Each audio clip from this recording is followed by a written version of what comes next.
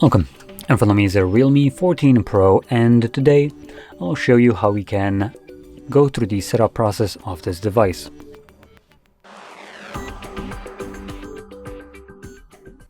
So when you boot it up for the first time, you'll be presented with the same page that you can see on my end. So we're going to click on the arrow and then find our desired language from the list. Now, in my case, it already selected English, which is the language that I want to use. And moving on to the next page, we can choose our region.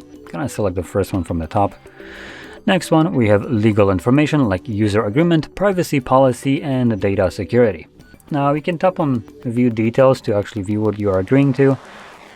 Or I guess we're not even agreeing to anything, considering we just have a next button. So technically, it doesn't matter what's written in there because we're not agreeing to it.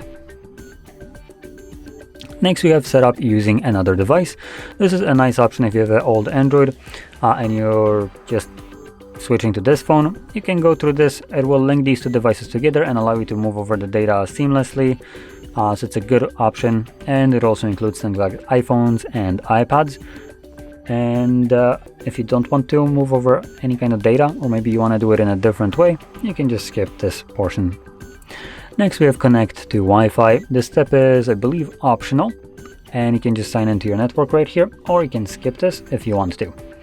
And next we have unlocking method. We have password, fingerprint, and face recognition. Now on the password, we have three options: PIN, pattern, or password. Now, for the people that want to use either fingerprint or face recognition, you will always be required to select some kind of physical way of unlocking the device, that be PIN, pattern, password.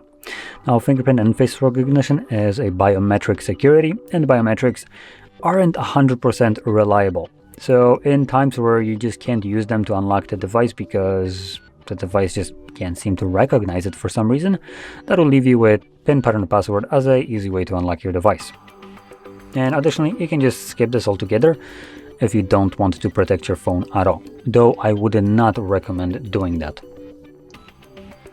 Next, we have Google services, and we have things like location, scanning, and sending user and diagnostic data. Now you can turn all of those off, but let's be honest, there is a reason why all the corporations like Google and other ones are in class action lawsuits, and it's not because when you toggle off your send user and diagnostic data off, it's not being sent anymore. So I'm just going to ignore this and go to the next page.